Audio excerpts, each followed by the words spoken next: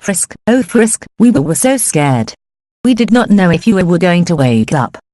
Well, I did. I cannot believe that you would try something that dangerous, whatever you were doing. Sorry. Guess I was just trying to help. Oh, I know, that is just how you are. I am just so relieved that you are alright. But you are still grounded for 2 weeks. Oh, I see. Wait. You woke up, but where's Flowey? Where's Endogene's missing soul? Weren't they with you? I don't know what happened to them. But you promised that you would bring back Endogene's soul. I didn't understand. You tried this whole deal of taking a soul from the amalgam because of what I told you, didn't you? And now you don't even know what happened to it. All I remember is a lot of darkness. It took me a while to find my way back. I guess the others are still lost in wherever we were. Then Endogeny still isn't safe to go home. They still can't see their families. How am I supposed to explain that to them?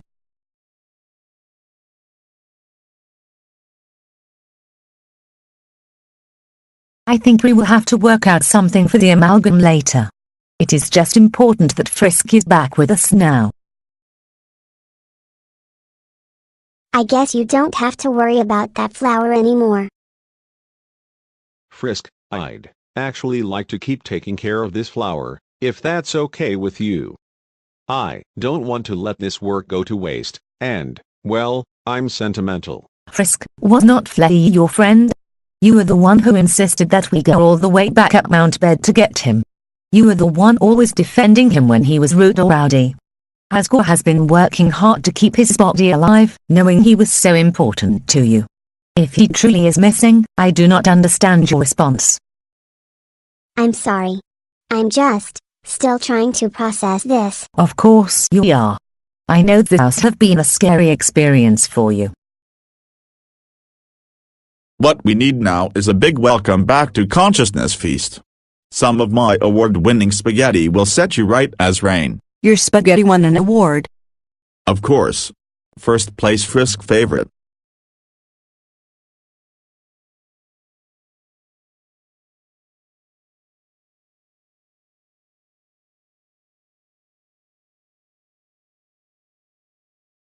With still not much information out of Sans on where Gaster was, the dog took to searching more of the underground for him this time. They took a shortcut to Snedden, and began scouring the forests for any sign of the scientist.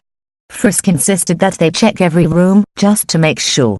In general, Snedden seemed a lot quieter than they remembered. There were less people wandering around the woods than would be later. They did spy Efred happily keeping to himself, and luckily never ran into Jerry or his ilk. It seemed that the snowman hadn't been made yet, either. And after a whole lot of both walking and shortcutting their way from room to room, all of them were starting to get tired. I don't know if it's necessary to check every room, Frisk. What would he be doing all the way out here, anyway? Flea grumbled. Frisk refused to stop, however they could see the bright light of Snedden town close by, and that seemed the most likely place for him to be, anyway. The town definitely felt quieter without Sans and Papyrus living here. I don't know, but we've got to follow any leads we find. I still feel like we're missing something. As they approached the town entrance, Greatest Dog suddenly took control, and brought them to a stop just by the welcome sign. He sat them down, panting happily. Can we please stop for a second? Just right here. Flea was still impatient. Stop? What for? Oh, I just want to sit for a minute and enjoy these lights and smells all on my own while I can. It's very nice we don't have the time to enjoy smells. Flea insisted. I know we have to rush.